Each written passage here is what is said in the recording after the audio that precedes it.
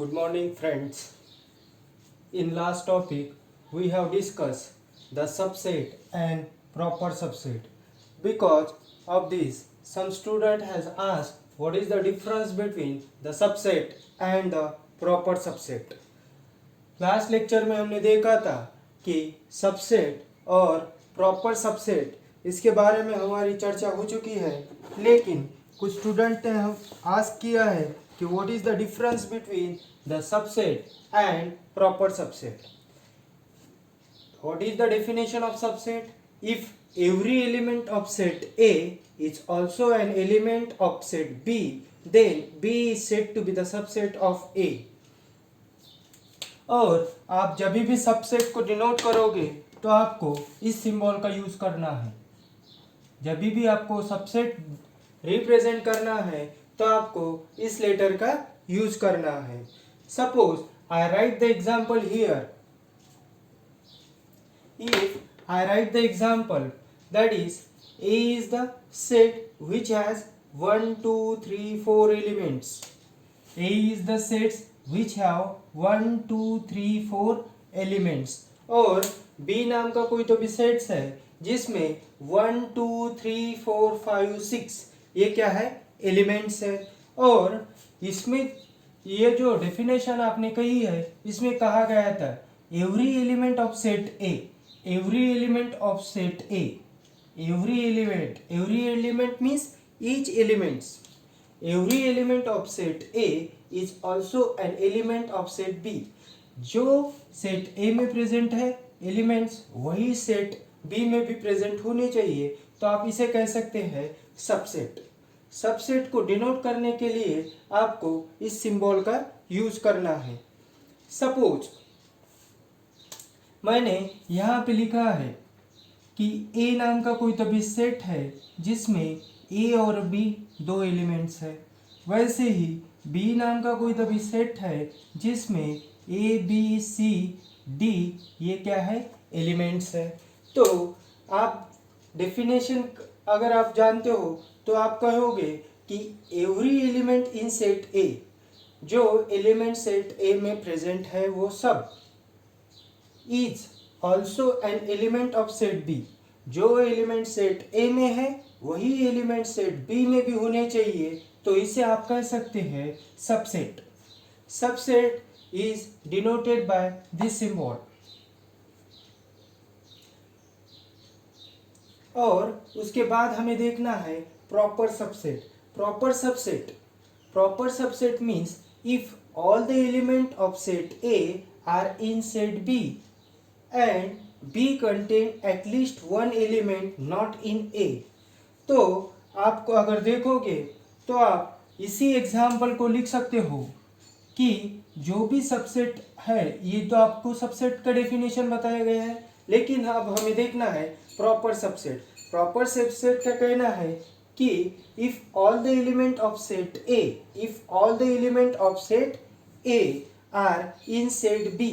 If all the element का मतलब क्या हुआ? सब के सब, मतलब 1, 3, 5.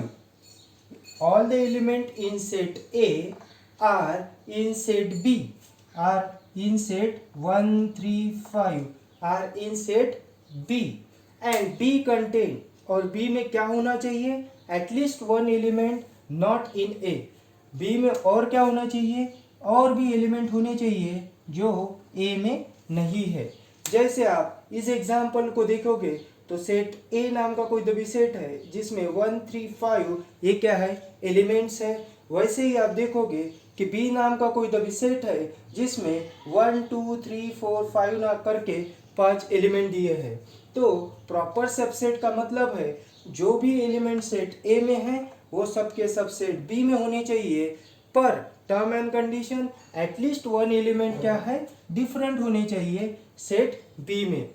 और अगर आपको इसको डिनोट करना है प्रॉपर सबसेट को, तो प्रॉपर सबसेट को हम डिनोट करेंगे इस वाले लेटर से. प्रॉपर सबसेट को हम डिनोट करेंगे ये सिंबल से. सबसेट को डिनोट करेंगे हम इस सिंबल से. और प्रॉपर सबसेट प्रॉपर सबसेट को हम डिनोट करेंगे ये वाले सिंबल में। तो अभी भी आप कह सकते हो कि सबसेट में भी आपने वही कहा है और प्रॉपर सबसेट में भी आपने वही कहा है। जैसे सबसेट का मतलब क्या हुआ, जो एलिमेंट सेट ए में है वही एलिमेंट सेट बी में भी है, उसके अलावा कुछ और भी है। और प्रॉपर सबसेट में भी कहा गया है कि जो एलिमेंट सेट ए में है वो एलिमेंट सेट बी में होनी चाहिए, लेकिन बी में ए से क्या होना चाहिए, ज़्यादा एलिमेंट होने चाहिए।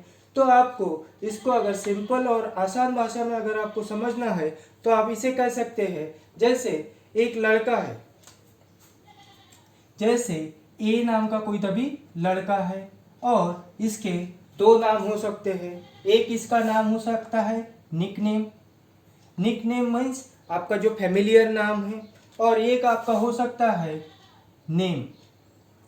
निकनेम और नेम में क्या फ़र्क हो सकता है, लड़का तो एक ही है, उसका क्या है, दो अलग अलग नाम हो सकते हैं। उसी तरीके से आप सबसेट और प्रॉपर सबसेट ये एक ही है, लेकिन आपको अगर सबसेट की डेफिनेशन कोई पूछता है तो आपको सबसेट की ही डेफिनेशन लिखनी चाहिए, ना कि प्रॉपर सबसेट की। अगर आपको एग्जाम में आता है write down the definition of proper subset, तो प्रॉपर सबसेट की डेफिनेशन आपको यही लिखनी है, ना कि सबसेट की लिखनी है।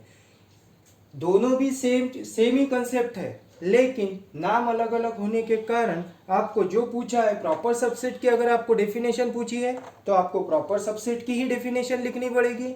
अगर आपको सबसेट की डेफिनेशन पूछी है तो आपको सबसेट की ही डेफिनेशन लिखनी होगी। इसके लिए मैंने आपको एक एग्जाम्पल दिया था, ए नाम का कोई तभी लड़का है जिसके दो नाम हैं, एक है आपका फैमिलियर नेम या फिर आपका निक नेम, और दूसरा है स्कूल नेम या नेम। जैसे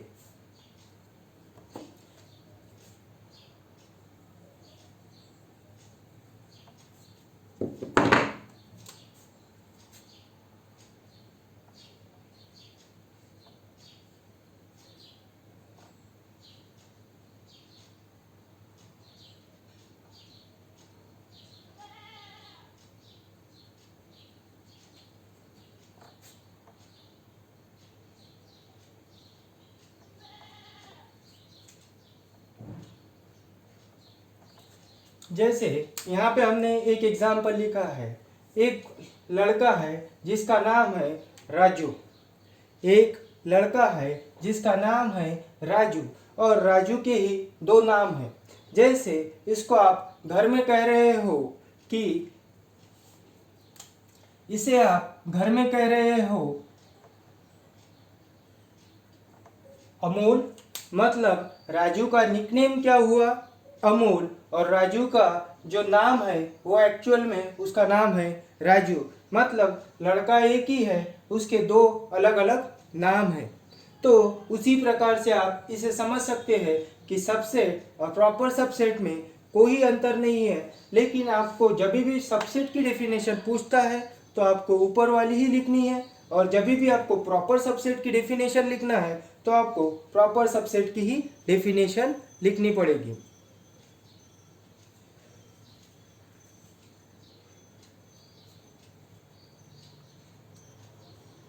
उसके बाद हमें देखना है कि power of the set and universal set.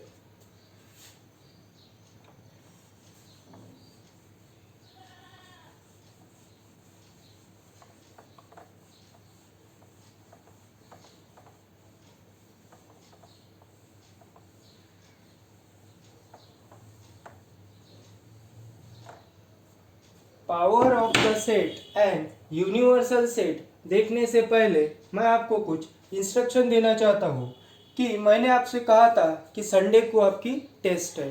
Test में मैंने आपको सिलेबस दिया था कि सेट का जो सिलेबस आपको सबमिट हो चुका है, या सेट का मैंने जो आपको व्हाट्सएप पे सिलेबस भी भेजा है। तो फिर भी कुछ लोग पूछ रहे हैं कि सर ये एमसीक्यू फॉर्मेट में है या फिर थ्योरी फॉर्म में है, जबकि मैंने आपको एमसीक्यू पढ़ाया ही नहीं है, तो आपकी टेस्ट एमसीक्यू में कैसे होगी। आपकी जो टेस्ट होगी वो थ्योरी फॉर्म में ही रहेगी, और उसके लिए आपको मैं व्हाट्सएप पे एक इमेज भेजूंगा जो आपका क्वेश्चन पेपर रहेगा।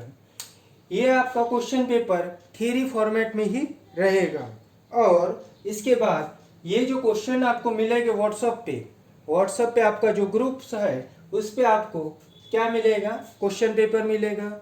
वो आपको घर में टाइम लगा के ही सॉल्व करना है और उसके लिए टाइम कितना होगा वो भी आपके पेपर में मेंशन होगा। मतलब यहाँ पे आपका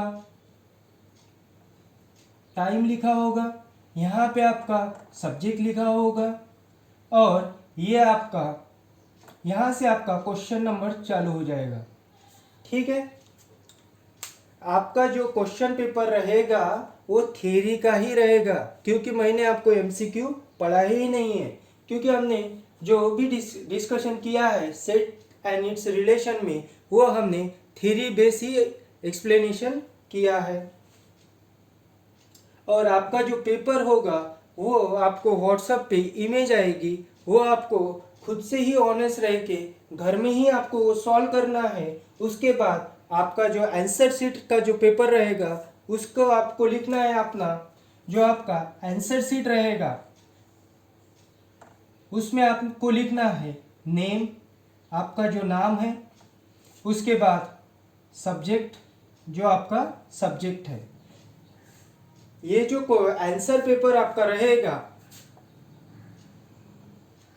ये जो आपका आंसर पेपर रहेगा इसको आपको नेम भी लिखना है और सब्जेक्ट भी लिखना है। ये दोनों चीज़ें मस्ट है। और इसको बाद ये जो आपका आंसर पेपर है इसको आपको फोटोकॉपी करके आपको अपना जो ग्रुप है, मतलब अपने जो ग्रुप है उस पे आपको रिटर्न सेंड बैक करना है।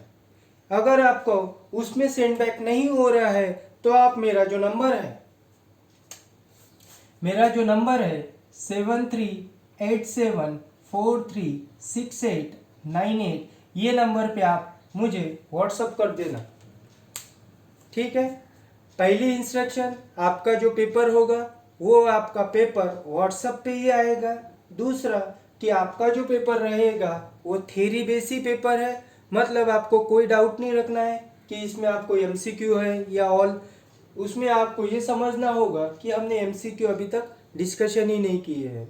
और तीसरी बात, जब भी आप आंसर शीट राइट करोगे तो आंसर शीट में अपना नाम, सब्जेक्ट आपको लिखना है। और आपका जो क्वेश्चन पेपर रहेगा उस पे आपको टाइमिंग भी लिखा रहेगा कि कितने देर बाद आपको अपना पेपर सबमिट करना है।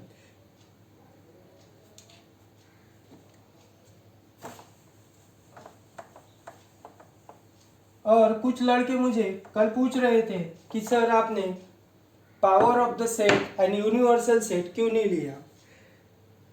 क्योंकि हमारा जो टाइमिंग है लेक्चर का वो ख़त्म होने वाला था, इसीलिए ये दो जो टॉपिक बचे थे वो आपके आज ले रहा हूँ। और इसके बारे में आपको कोई डाउट नहीं रखना है कि आपका कोई सिलेबस छूटने वाला है। आपका जितना भी सिलेबस है वो सब कुछ कवर होने वाला है, उसके लिए आपको थोड़ा पेशेंस रखना पड़ेगा। तो let's discuss the power of the set. अब हमें देखना है कि पावर ऑफ द सेट किसे कहा जा सकता है। तो पावर का मतलब क्या होता है? पावर का मतलब, सपोज मैंने यहाँ पे कोई तभी एक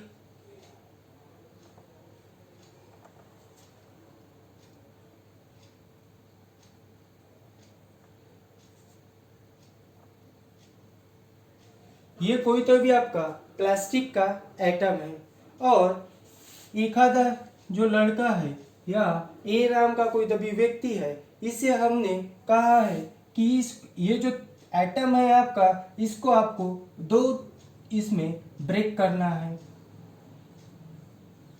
तो अगर ये लड़का इसको आसानी से ब्रेक कर रहा है, ये जो आपका फर्स्ट जो आइटम है इसको अगर ए नाम का कोई तभी लड़का आसानी से दो इसमें आप ब्रेक कर रहा है, तो आप कह रहे हो कि ए जो नाम का लड़का है ये कैसा है, पावरफुल है।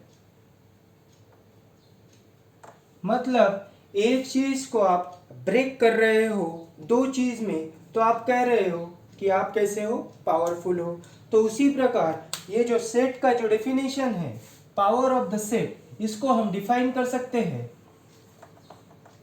The set of all the subsets of the given set A is called the power of the set and it is denoted by P of A.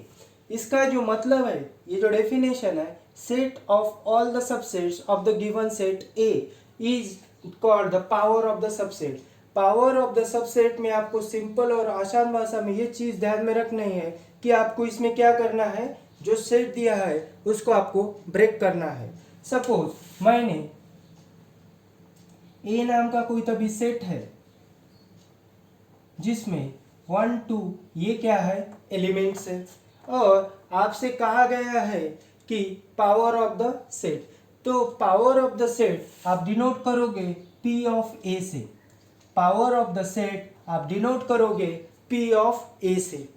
Power of the set is always denoted by P of A।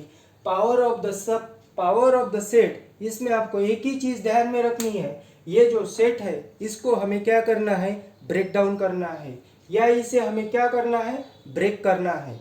तो ए नाम का कोई तो भी set है, आपको सबसे पहले बड़ा करली ब्रैकेट्स लगाना है, उसके बाद हमेशा आपको फाई यहाँ पे लिखना ही है।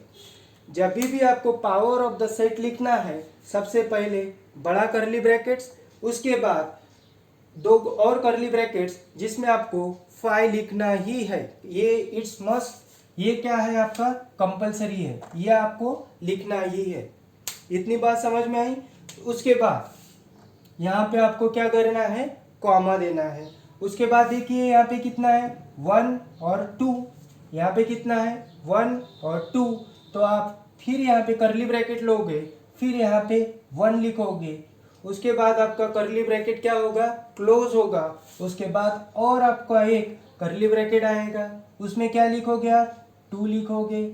उसके बाद और आप कॉमा दोगे, और उसके बाद आप लिखोगे 1 और 2, ये क्या हुआ आपका। और ये देखिए फर्स्ट सेकंड थर्ड फोर्थ, ये क्या हुआ, सेट। लेकिन यहाँ पे हमने सबसे बड़ा करली ब्रैकेट लगाया था, तो ये भी आपको आगे चल के और एक करली ब्रैकेट लगाना है।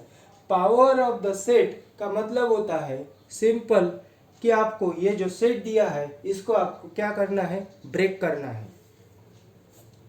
जैसे कि मैं लिखता हूँ, बी नाम का कोई तभी सेट है, बी नाम का कोई तभी सेट्स है जिसमें 1 2 3 ये क्या है, एलिमेंट्स है, और इसको आपको कहा है कि पावर ऑफ द सेट में डिनोट करना है। Power of the set P of A में आपको इसको लिखना है। तो सबसे पहले आप क्या करोगे, B नाम का सेट लिखोगे, उसके बाद इक्वल टू का साइन, फिर बड़ा करली ब्रैकेट्स, उसके बाद आपको फाई यहाँ पे लिखना ही है, दिस इज मस्ट। ये जो फाई आपको लिखना ही है, यहाँ पे पहला जो आपको पावर ऑफ द सेट में आएगा तो आपको फाई लिखना है, उसके बाद आगे बढ़ना है। उसके बाद यहाँ पे क्या आएगा, कॉमा, उसके बाद और 1 2 3 एलिमेंट है, तो इसको ब्रेक किया तो पहले यहाँ पे क्या आया, 1 आया। उसके बाद क्या आएगा,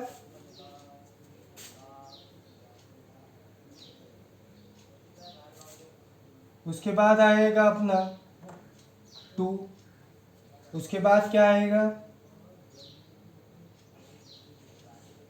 3, उसके बाद क्या आएगा 1 2, उसके बाद क्या आएगा 2 3, उसके बाद क्या आएगा 1 3, 1 2 3 4 5 6 7, उसके बाद क्या आएगा 1 2 3, ये हुआ आपका। और इसके बाद आपको लगाना है बड़ा करली ब्रैकेट्स। जितने भी एलिमेंट्स हैं इसको आपको 1 बाय 1 करके ब्रेक करना है। फिर इसका आपको कॉम्बिनेशन लेना है 1 2, उसके बाद आप लोगे 2 3, उसके बाद लोगे 1 3। मतलब इसमें आपको पहले लिखना है 1 2 का कॉम्बिनेशन, फिर लिखना है 2 3 का कॉम्बिनेशन, फिर लिखना है 1 3 का कॉम्बिनेशन, और उसके बाद में लास्ट में लिखना है 1 2 3। देखिए 5 तो आपको कंपलसरी मस्ट है, ये आपको लिखना ही है। उसके बाद हमें ब्रेक करना है, तो 1 2 3 का हमने ब्रेक किया। सबसे पहले 1 लिखा, उसके बाद 2 लिखा, उसके बाद 3 लिखा। ये सब आपको कर्ली ब्रैकेट्स में लगा लिखना है, और इसके बाद आपको हर चीज़ के बाद क्या देना है, कॉमा देना है। उसके बाद आप लिखोगे 1 और 2 कॉम्बिनेशन में, 2 और 3 कॉम्बिनेशन में, फिर 1 और 3 कॉम्बिनेशन में, और लास्ट में जो सेट दिया है आपका 1 2 3 इसको लिखना है। उसके बाद आपको लिखना है सबसे बड़ा कर्ली ब्रैकेट्स लगाना है।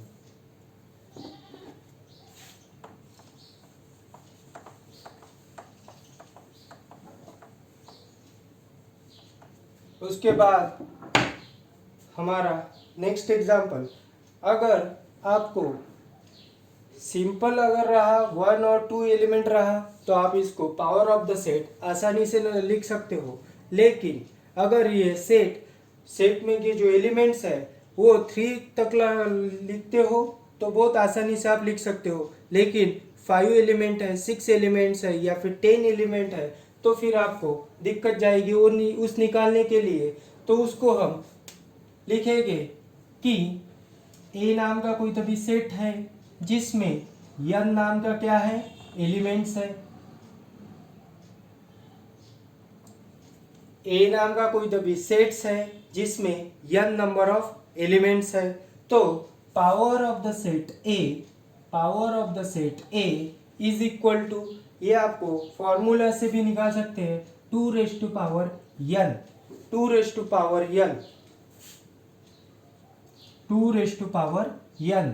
ये नंबर से भी आप पावर ऑफ द सेट निकाल सकते हैं। जैसे मैंने यहाँ पे लिखा है बी नाम का कोई तो भी सेट है जिसमें 1 और 2 ये क्या है, एलिमेंट्स है। और मुझे कहा है power of the set A, power of the set B is equal to, तो आप क्या करोगे, सबसे बड़ा कर्ली ब्रैकेट्स, उसके बाद सेकंड कर्ली ब्रैकेट्स में आपको क्या लिखना है, 5 लिखना ही है, इट्स मस्ट। उसके बाद क्या लिखोगे आप, 1 और 2 क्या लिखा है, एलिमेंट्स लिखा है, तो आप इसे क्या करोगे, ब्रेक करोगे। सबसे पहले लिखोगे आप 1, उसके बाद लिखोगे आप 2, ये क्या हुआ आपका, पहले आपने 5 लिखा, उसको 1 और 2 में क्या किया, फिर ब्रेक किया, और उसके बाद आपने क्या लिखा, उसके बाद आपने लिखा है 1 और 2, और उसके बाद आपका आता है बड़ा कर्ली ब्रैकेट्स। ये कैसा है, पावर ऑफ द सेट लिखना 2 एलिमेंट या 3 एलिमेंट तक आप आसानी से लिख सकते हो। लेकिन मैंने कहा है कि 4 एलिमेंट्स हो, 5 एलिमेंट्स हो, तब दिक्कत जाएगी। इसीलिए हम इसको इस नंबर, ये फार्मूला है उसका यूज़ करके भी हम इसे सॉल्व कर सकते हैं। देखिए यही एग्जाम्पल मैं यहाँ पे रिपीट लिख रहा हूँ, बी नाम का कोई तो भी सेट है जिसमें 1 और 2 एलिमेंट्स है। तो नंबर ऑफ एलिमेंट्स कितने हैं यहाँ पे, small N means number of elements.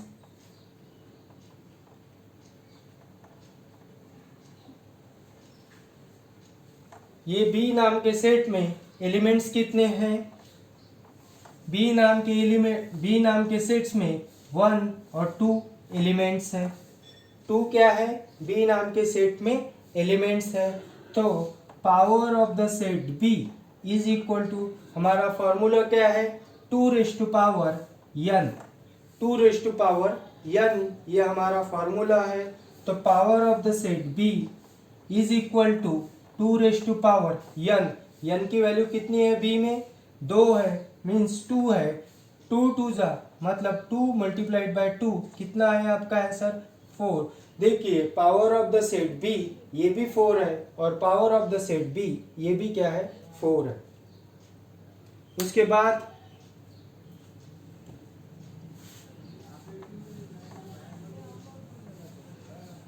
उसके बाद हमें देखना है यूनिवर्सल सेट। तो सबसे पहले आप इस चीज को लिख लीजिए, पावर ऑफ द सेट को।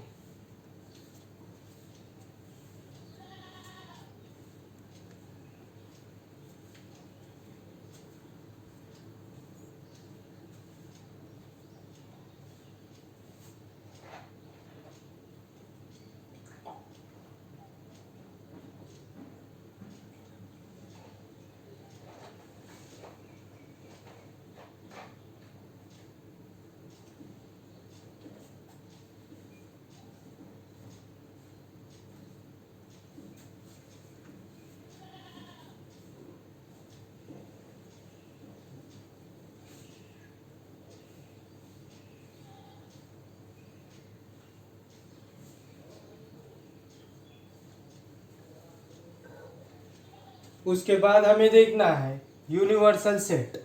यूनिवर्सल सेट देखने से पहले इस चीज़ को मैं आसानी से कहूँगा कि हम कहाँ रह रहे हैं, हम महाराष्ट्र में रह रहे हैं। और महाराष्ट्र ये किसका पार्ट है, महाराष्ट्र ये इंडिया का पार्ट है। ये बात क्लियर है कि महाराष्ट्र ये जो है ये किसका पार्ट है, इंडिया का पार्ट है। तो इंडिया को हम कहेंगे यूनिवर्सल सेट।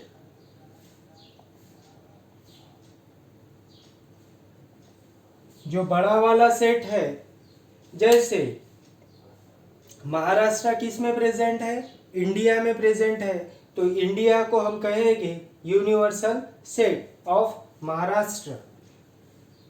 इंडिया में महाराष्ट्र प्रेजेंट है और इंडिया में ही आप कह सकते हैं एमपी मतलब मध्य प्रदेश, यूपी यानी उत्तर प्रदेश, ये सब स्टेट प्रेजेंट है। तो इंडिया क्या हुआ, यूनिवर्सल सेट हुआ, और ये क्या हुआ, महाराष्ट्र, एमपी, यूपी, ये क्या हुआ, इसका सबसेट हुआ। तो यूनिवर्सल सेट का डेफिनेशन और यूनिवर्सल सेट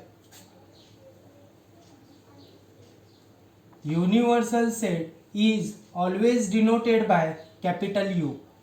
यूनिवर्सल सेट आपको जब भी रिप्रेजेंट करना है तो आपको किससे डिनोट करोगे, कैपिटल U से। तो यूनिवर्सल सेट की डेफिनेशन है, if X is said to be the universal set if all the sets under the consideration are the subset of set X। मतलब मैंने अभी आपको एग्जांपल दिया था कि महाराष्ट्र और इंडिया, महाराष्ट्र कहाँ पे प्रेजेंट है, इंडिया में प्रेजेंट है। तो महाराष्ट्र क्या हुआ, ये हुआ सबसेट, और इंडिया क्या हुआ, यूनिवर्सल सेट।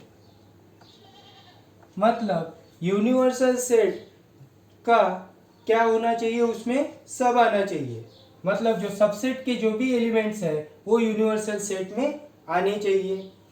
तो इसको हम डिनोट कर सकते हैं कि मैंने यहाँ पे लिखा है कि ए नाम का कोई तभी सेट है जिसमें 1 2 3 ये क्या है, एलिमेंट्स है, और बी नाम का ये क्या है, एलिमेंट्स सेट है जिसमें 1 2 3 4 5 ये क्या है, एलिमेंट्स है, और सी नाम का क्या है, सेट है जिसमें 1 2 3 4 5 एंड 6 ये क्या है, एलिमेंट्स है। अगर आपको इसका यूनिवर्सल सेट कहा है तो आपको इसका आप यूनिवर्सल सेट कह सकते हैं। Universal set U is equal to set of natural number. Natural number capital N से डिनोट किया जाता है। नेचुरल नंबर में मैंने लास्ट टॉपिक में भी आपसे कहा है, natural number is equal to, natural number कहाँ से स्टार्ट होते हैं, 1 2 3 4 5 6 7, ये कहाँ तक जाएगा, इन्फिनिटी तक जाएगा। मतलब नेचुरल नंबर में कैसा है, सेट ए भी आ चुका है, सेट बी भी आ चुका है, और सेट सी भी आ चुका है। तो यूनिवर्सल सेट क्या हुआ, ए बी सी का नेचुरल नंबर, ये क्या है, ये तीनों सेट का क्या है, यूनिवर्सल सेट है।